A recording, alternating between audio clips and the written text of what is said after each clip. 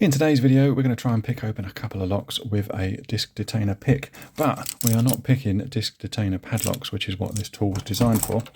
We're going to pick a few dimple locks. We just need to do a little bit of modification first. Let me show you how that's done. The normal way you'd pick dimple locks is with a dedicated dimple pick. The tip is called a flag because, well, it's shaped like a flag. And what you do, you can just see a brass pin in there. In the keyway, so you'd reach in with your dimple flag and with a slight rotation you just press that pin down and set pins as necessary. This particular lock has got 7 pin stacks, so you just reach in with your dimple flag, setting pins as you go.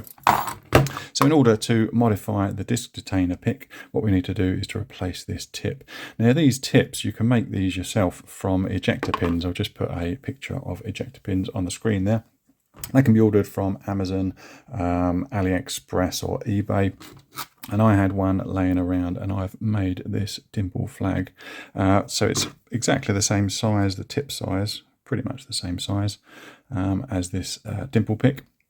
But what I can do with that is replace the picking tip that's in the disc detainer tool with that dimple flag. And then once it's fixed in to that back section, I can use it to rotate. And I can apply a tension on the lock with the normal tip that comes with the disc detainer tool. So I think what I'll do is I will get this installed in the pick and then we can try picking this lock. And I think I've got a couple of other dimple locks up here. That's another multi-lock. And we'll see if we can get a couple of locks picked with the disc detainer tool.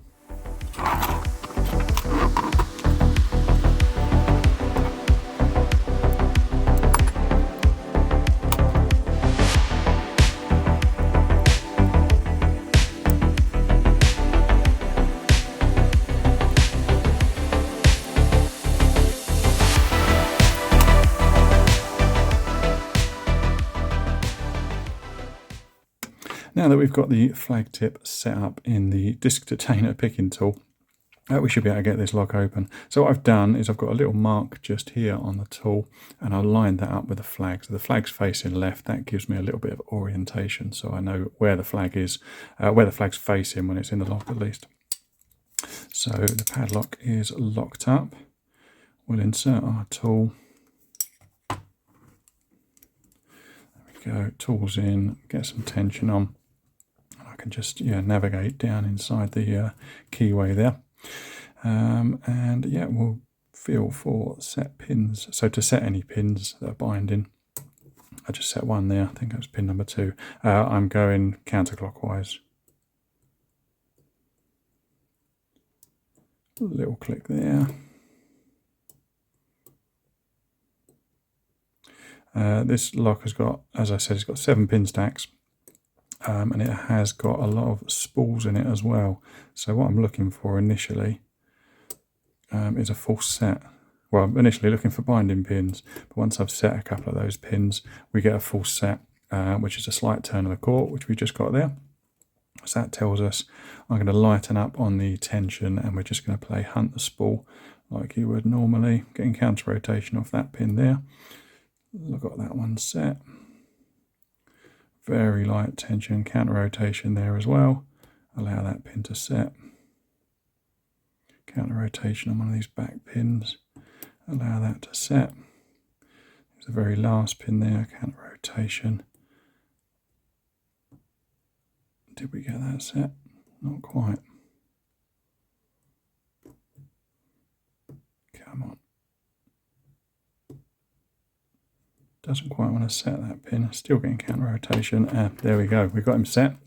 I think that was quite a deep set pin. And we've got this padlock picked with our disc detainer. I think what I'm going to do is I'm going to see if I can pick a Euro. I think it's pretty much the same core in here. It's got spools as well. But I'll get this one set up in the vise because it's a bit difficult to hold in my hands.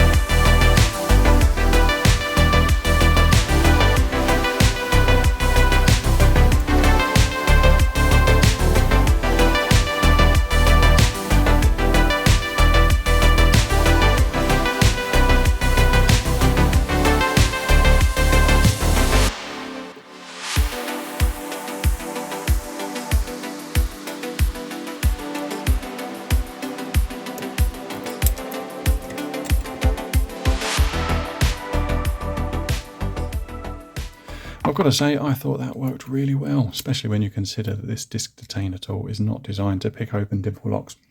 But with a little bit of a modification to an ejector pin tip, we got the opens. I think what I might do now is to look through the rest of my dimple lock collection and see if I can get some more opens for this tool. Thanks for picking with me today. Don't forget to like, comment and subscribe, and I'll see you on the next video.